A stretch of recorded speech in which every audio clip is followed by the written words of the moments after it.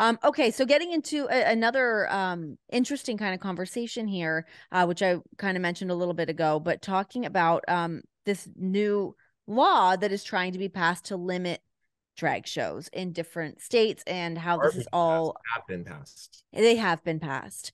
Yes. What's your reaction to this? I mean, I would love to just give you the platform to say your piece. So there's a this is a layered conversation too. And one of the things that I always have stated outwardly especially since I moved into the world of professional wrestling is like, um, I like to be a peacekeeper. Like I like to make nice and show respect for everybody. And like we don't have to love the same things, right? Mhm. Um, but unfortunately, literally who I am and what I do has been politicized. Yeah. Like I've become politicized by other people's choices. Hmm. And I want to share first my reaction when I first heard that the this legislation had passed in Tennessee. I was with the National Wrestling Alliance. We were in Tampa. We were getting ready to do a big pay-per-view event there. I'm surrounded by people I love that I've been working with for almost a year. We have a very good time together. As well as I do, when you have been like away from your wrestling family for a while, when you get back together, it's like a family reunion. Everybody's having Hmm. a good time. And everybody's doing this. And I get a text message that says, "Hey, did you see this legislation had passed?"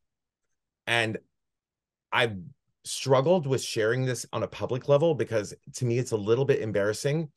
But um, I left that super supportive environment, went upstairs to my hotel room, and I cried and I prayed. And I cried because I thought it was sad. I cried because I was fearful. And I cried because I and I prayed because I can't overcome fear and I can't overcome anybody else's decisions Hmm. without something guiding me. And so, why was I fearful? Like, first of all, there's a lot of layers to that too. The initial and Sure. immediate one is that I've lived a lifetime wanting to be able to do what I'm doing at this very moment. This is a dream come true for me to be talking to you about pro wrestling, to be involved in the world of professional wrestling, to be on like a nationally televised wrestling product. This is my dream come true. And it so happens that the National Wrestling Alliance, which is offering me this great opportunity, does most of our television tapings in Nashville, Tennessee, in Right. the heart of a place that has chosen that by my existence, I'm a danger to somebody's child. So I was just overcome with sadness. And I'm still trying, if I'm completely transparent, I'm still trying to pull myself out of that because it's a big rug to have pulled from beneath your feet, to have the prospect of your dreams just evaporating, Yeah. something you've worked really long and hard for evaporating. So that's my personal, but when we look at this in a more expansive way, this is so frustrating at a minimum and appalling at a maximum. The reason I say it's frustrating, first of all, the legislation that was passed is super, super, super vague. Hmm. The wording of that legislation is incredibly, incredibly vague. And that in itself opens the opportunities for abuses or misinterpretations or misapplications of that legislation. Hmm. And for people who are listening who may not think that who may actually agree with that legislation, may agree with like that drag should not be something that's done in public or what have you. Like the problem with such lax legislation in terms of its verbiage is that the common person in society adheres pretty well to most laws because they're pretty cut and dry. Like when I drive down the highway, it says do not exceed 65 miles an hour. It does not say do not exceed an acceptable speed. Because Yeah. then whose acceptable speed is it? Like to me, Right. I'm driving, I'm in control of my car. I'll go 90. That's acceptable to me, but it's not acceptable to the law. With something like this, it becomes so open-ended that if people, choose not to apply it um, really stringently, then a lot of things are permissible. But if there are people who do want to really crack down, and this opens it to personal biases, like if people have predisposed biases or do not want something to be a way that's not acceptable in their own mind, they can crack down. And it's going to open a lot of presumably pretty frivolous lawsuits, and it endangers the identities of people who are we as a society to determine what is like gender conforming attire or not gender conforming attire. Because Right. honestly, Renee, like 50 years ago, 60 years ago, 70 years ago, women were not allowed to wear pants. That was not gender conforming. Yeah. Jeans were not gender conforming. You know, girls had to wear skirts or dresses. And, you know, it's just super problematic. But even more so, Renee, one of the things that I find so distressing about this is the implication and the way it was passed that LGBTQ people or drag performers are predators who are preying on children. That part is beyond distressing.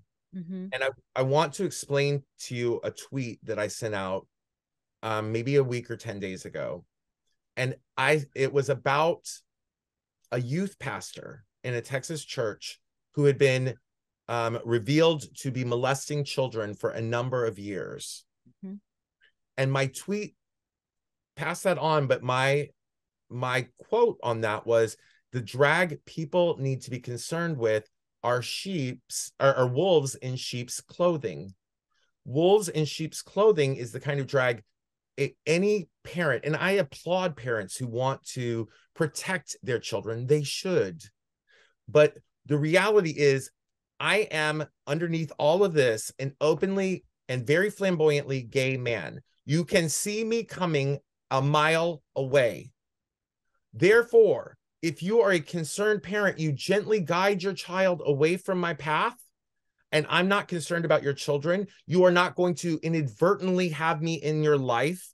You are not going to have most of my friends who do drag inadvertently in your life where you are unsuspecting of who they are. Mm-hmm. We are very open and forthright about who we are, what we do, and therefore it allows parents the judicious opportunity to parent their own children. And unfortunately, people who are truly predators, the last thing they want you to know is they are a predator. Mm-hmm. They are going to do everything to make you believe that they are the person like who would do this.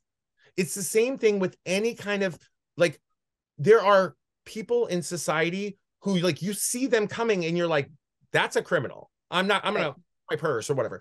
And then there are significant numbers more people who are found to be predatory because of the very fact that they fly under society's radar. They are the least, and being in disguise as people that are helping children and being there as a beacon for them and trying to steer them in the right path. Like it's jaw dropping. It's so scary as a parent to imagine something like that happening. Like, I just can't wrap my head around it.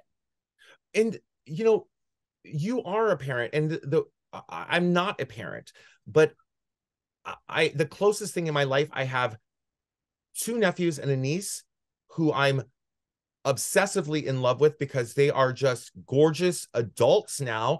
And the 2 nephews, like one just had this beautiful baby 6 months ago, and the other one has a baby on the way.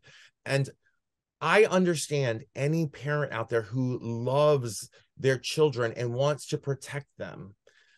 And I think when it comes to the nitty gritty of this, like drag queen story hour or drag queens in public, as any parent, you have the judicious right of parenting where you can choose whether or not your child is in the presence of or not in the presence of anyone in public, right? Like, there's not a situation that I've ever heard of where a 6-year-old child woke up one day and drove themselves to the drag show because they just had to have drag queen story hour, or they just needed to see that contestant on RuPaul's Drag Race. Mm-hmm. Like, just like, you know, there's a greater chance, honestly, of your child sneaking into an R-rated movie and seeing something than accidentally going to a drag show without your knowledge. Yeah. You know, like, no, you're right. And because if you put your child inside like the movie theater, they can sneak from one. I did this. I'm a product of this. I snuck in and saw boobs for the first time, like in 1970s. Yeah. Oh my God. Total Recall. Holy shit. Oh my God, exactly. I saw 3 boobs. Um, it's one of those things where this is a situation where I am sometimes confounded, because I think many of the people who would support this very legislation are the same people, which, mind you, when I say support this legislation, I mean it's determining for all parents what is acceptable for children or not acceptable for children, what is appropriate or not appropriate. Though most of the people who would kind of push this kind of legislation would be the same people who would presumably say that a school could not require their child to do reading that they don't approve of. Right. So what I'm saying here is that though many of the individuals who would support something like this would give a line item veto opportunity, like, well, must you demonize all people if some parents actually do want to take their children to this? And what about the instances of people who are LGBTQ parents where this is pretty common? It's always about this thing where they've deemed us as a community now to be groomers. It's such a crazy label to slap on your community. Like, it's so damning to say that and to put that on you. Like, it's so upsetting. I'm gonna give you oh my God, I wanted to talk about wrestling and happy things, but unfortunately, this is part of my wrestling experience right now. This is defining my ability to work. I had opportunities presenting to me in numerous southern states, and they've suddenly evaporated because of this conversation. Wow. And I don't blame the promoters, because why invite, you know what I mean? Like, now there is something for some people to like really throw a fit about. Oh gosh. Wow. Because yeah, I mean, because some of the different states, I mean, their licenses will get taken away. People will be facing jail time. Like, there's so many really scary repercussions for this. And unfortunately, right now, we're in such the early phases of it, we do not know what those will be. So everybody's Exactly. like really fearful, who's going to be the first example, where is this going to go? Oh my But gosh. that term groomer, I have such a different perspective on it. First of all, I think that like the idea of grooming meaning preparing like a person to accept unacceptable behavior later in life or become a victim, that is based in the idea of brainwashing. And when I look at things like hatred and bigotry and racism and homophobia and transphobia, those are all learned acts. And those are things that those parents are actually grooming their children for. They are grooming their children to carry those forward. And one of the things, in my personal opinion, that makes drag queens so threatening to certain types of individuals isn't the fear that we're going to molest their children, because the proven facts are there that we do not do that.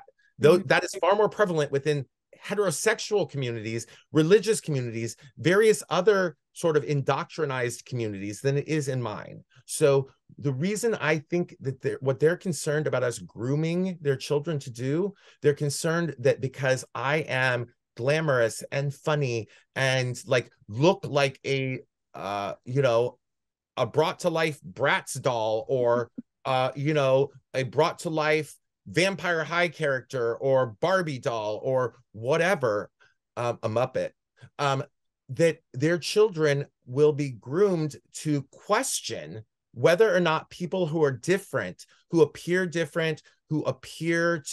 break the conformity of what they're taught, they will begin to question whether those people truly are bad. Because I enjoyed my experience with this person, those people make me happy. And it begins to erode the kind of strength and hold that many of those parents have on their own children. And people who want to push forward an ideology of hatred and bigotry and closed-mindedness know that their entire ideology rests on people continuing to believe in those ideologies. If you begin to think that gay people might not be horrible or incredibly different, but they actually can be contributing members of society and fun and interesting and witty and talented, that's a problem. If you begin to think that Black people, African American people can be phenomenally talented, educated, that they are contributors, then that begins to erode that type of racism. Mm-hmm. All of these things, if you begin to believe that women do not need to stay at home and procreate, that they can contribute to the world, that erodes that ideology. And before very long, the people who are bringing these children into the world and passing these thoughts that are so harmful in society forward, the children start to throw them away. And there is no greater source of grooming their child for something that they do not want than to break them from their own thought process.